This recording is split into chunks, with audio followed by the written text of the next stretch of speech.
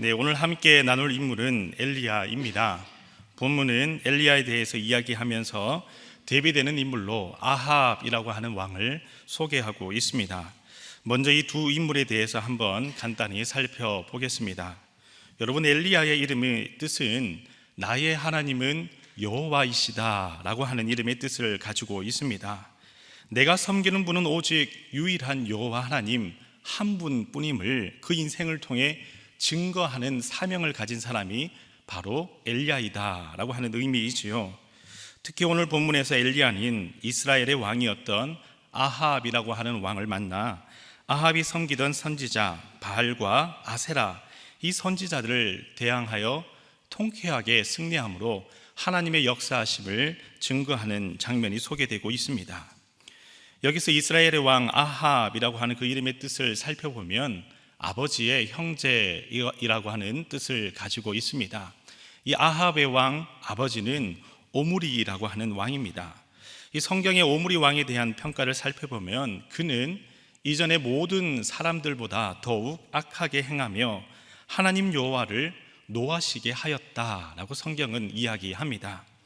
그래서 이 오므리 왕의 아들이었던 아합이 아버지의 형제이다라고 하는 이름의 뜻을 가지고 있다라고 하는 것은 아버지와 똑같이 악을 행하며 하나님을 버리고 바알과 아세라 우상을 숭배하기 위해 선지자들을 850명이나 세우는 큰 악을 단행하는 왕이 되었습니다. 그래서 하나님은 이스라엘에 3년 6개월이라는 긴 시간 이 가뭄이라는 심판을 주십니다. 그리고 오늘 본문에 이르러서 하나님은 심판을 거두시며 비 소식을 예비하십니다. 그런데 그 전에 반드시 해야 할 일 한 가지가 있었습니다. 그것은 바알과 아세라 우상을 버리고 하나님 중심의 신앙을 회복하는 것, 이것이 중요한 것이었습니다.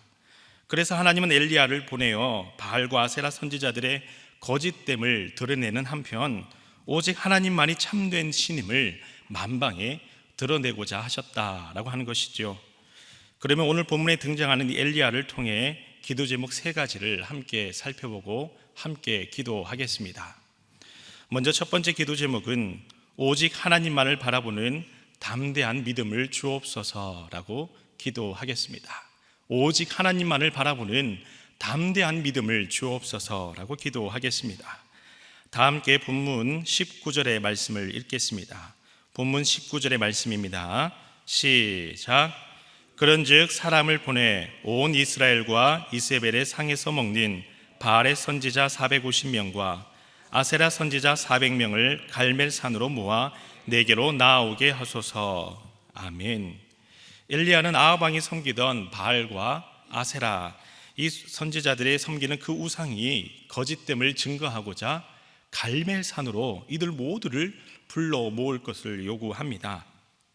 여러분, 여기서 갈멜이라고 하는 산은 그 일대가 평야지대와 그 일대의 평야지대와 바다를 조망할 수 있는 해발고도 500m의 높은 산에 위치하고 있었습니다. 그리고 곳곳에 동굴과 무성한 숲이 참 많았는데요, 이 동굴과 무성한 숲이 있는 곳에서 바알과 아세라 그리고 그 외에 다양한 신을 섬길 수 있는 장소로 널리 활용되어 왔습니다. 그리고 갈멜은 바다로부터 몰려오는 비구름이 처음으로 육지에서 만나는 곳이었기 때문에 기후를 섬기는 신, 여러 가지 많은 신들을 섬기는 신전들이 있었다라고 이야기합니다. 한마디로 갈멜산이라고 하는 곳은 아합 왕과 당시에 이스라엘의 우상 숭배가 만연한 현실을 눈여겨볼 수 있던 장소가 갈멜이라고 하는 산이었습니다. 엘리야는 이러한 만연한 우상 숭배를 정화하기 위해 목숨조차도 잃을 각오로 우상 숭배의 중심지였던 이 갈멜이라고 하는 산으로 직접 들어갔던 것이죠. 여러분, 엘리야의 이런 담대함이 어디에서 비롯된 것일까요?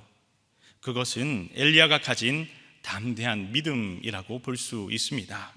만약 엘리야에게 영적인 우둔함이 조금이라도 있었다면 우상 숭배의 핵심이었던 위험천만한 갈멜산으로 홀로 들어가지 못했을 것입니다. 만약 엘리야에게 조금의 두려움이라도 있었다면 홀로 가기보다는 자신을 따르는 많은 무리를 미리 모으고 자신을 보호할 뿐더러 저 많은 이스라엘의 우상 숭배하는 자들을 대항할 수 있는 힘과 능력을 키웠을 것입니다. 그러나 22절의 말씀을 보면 엘리야는 호롤단신의 몸으로 아무 두려움 없이 홀로 850명의 아세라 그리고 바알의 선지자들을 대항하여 갈멜산에 올랐던 것이죠. 여러분, 오늘 우리의 삶의 자리에서도 이러한 담대한 믿음이 필요할 줄 믿습니다. 세상이 아니라고 할지라도 하나님께서 인도하시는 길이라면 어떤 누구도 인정해 주지 아니할지라도 하나님께서 나에게 주신 사명이라면 홀로 서 있을지라도 외롭고 힘들지라도 믿음으로 그 사명의 길을 걸어가는 것이 중요합니다. 그 사명의 길을 걸어갈 때에 하나님께서 우리 마음 가운데 더하여 주시는 자신감과 용기와 담대한 믿음이 있을 때에 엘리야와 같이 갈멜산에 홀로 오를 수 있고 또 그 갈멜산에서 바알과 아세라 선지자들 850명을 대항하여 기죽지 아니하며 믿음으로 나아갈 수 있게 되는 줄 믿습니다. 그런 의미에서 이 자리에 계신 여러분들에게 하나님께서 주신 사명이 있다면 새벽 제단을 묵묵히 감당하는 것, 이곳이 하나님께서 주신 사명을 감당하는 처소인 줄 믿습니다. 오직 하나님만을 바라보는 담대함으로 새벽 제단을 묵묵히 섬길 때에 때로는 피곤하고 힘들고 지칠지라도 이 새벽 제단에 나와 하나님께 엎드릴 때에 하나님께서 여러분들에게 엘리야와 같은 담대한 믿음을 더하여 주셔서 세상을 향하여 담대한 마음으로 나아가게 하실 줄 믿습니다. 다음으로 두 번째 기도 제목은 홀로 서는 용기를 주옵소서라고 기도하겠습니다. 홀로 서는 용기를 주시옵소서라고 기도하겠습니다. 다 함께 본문 22절의 말씀을 읽겠습니다. 본문 22절의 말씀입니다. 시작. 엘리야가 백성에게 이르되 여호와의 선지자는 나만 홀로 남았으나 바알의 선지자는 450명이로다. 아멘. 엘리야는 21절 말씀을 보면 이스라엘 백성들을 향해 바알과 하나님 사이에서 머뭇머뭇하지 말며 오직 유일한 하나님을 선택할 것을 선포합니다. 그럼에도 불구하고 백성들은 엘리야의 이 선포에 아무 응답을 하지 않지요. 그래서 엘리야는 22절 말씀에서 나만 홀로 남았음을 백성에게 고백하고 있습니다. 여러분, 홀로 남는다라고 하는 것은 얼마나 외롭고 고독한 길인지 모릅니다. 그러나 반대로 생각해 보면 홀로 서 있는 이 영적인 광야를 통해서만 누릴 수 있는 성숙함과 자유함이 있습니다. 성경의 인물을 한번 살펴보겠습니다. 여러분들이 잘 아는 모세는 애굽의 큰 학식을 배우고 왕자의 자리에 있을 때는 젊은 혈기로 하나님의 역사를 맛보지 못하였습니다. 그러나 40년 동안 광야에서 홀로 양을 치기 시작하였을 때에 하나님께서 그를 사용하시기에 부족함이 없는 온유한 마음을 가지게 되었습니다. 그리고 드디어 지도자로서 백성들을 가나안으로 인도할 때에 모든 백성들이 불평불만하며 이 모세를 향하여 대항하기 시작하고 하나님을 멀리하기 시작하며 우상을 숭배하는 큰 죄를 범할 때에도 모세는 홀로 진 바깥에 있는 회막으로 나아가 하나님을 독대하며 기도하여 하나님으로부터 은혜를 받는 사람이었습니다. 여러분들이 잘 아는 다윗 또한 광야에서 하나님을 독대하며 홀로 서기를 통해 하나님을 친밀하게 만나는 이스라엘의 왕이 되었습니다. 다니엘 또한 홀로 정해진 시간 기도하기를 사모하였을 때에 굶주린 사자굴에 들어가서도 그곳에서 나를 지켜주시는 하나님의 역사하심을 맛보았습니다. 이와 같이 오늘 본문에서도 엘리야 또한 모든 백성들이 엘리야에게 등을 돌릴지라도 바알과 아사랴의 편에 설지라도 하나님께서는 엘리야의 힘이 되시고 능력이 되심을 믿었기에 당당하게 홀로 설 수 있었던 것인 줄 믿습니다. 이와 같이 이 새벽 제단에서 기도하실 때에 하나님, 저희들 또한 엘리야와 같이 홀로 설지라도 하나님께서 원하시는 곳에 믿음으로 서는 용기와 담대한 마음을 주옵소서 기도하심으로 하나님의 영광을 위해 쓰임받는 엘리야와 같이 쓰임받는 여러분 다 되시기를 간절히 소망합니다. 마지막으로 세 번째 기도 제목은 엘리야와 같은 믿음의 역사를 저에게 허락하여 주옵소서라고 기도하겠습니다. 하나님, 엘리야와 같은 이 큰 믿음의 역사를 저도 경험하게 하여 주옵소서. 다 함께 본문 37절의 말씀을 읽겠습니다. 37절의 말씀입니다. 시작. 여호와여 내게 응답하옵소서. 내게 응답하옵소서. 이 백성에게 주 여호와는 하나님이신 것과 주는 그들의 마음을 되돌이키심을 알게 하옵소서 하매. 아멘. 엘리야는 바알과 아세라 선지자들이 하루 종일 기도함에 아무 응답함이 없자 이제 하나님의 역사하심을 증거하기 위해 드디어 등장합니다.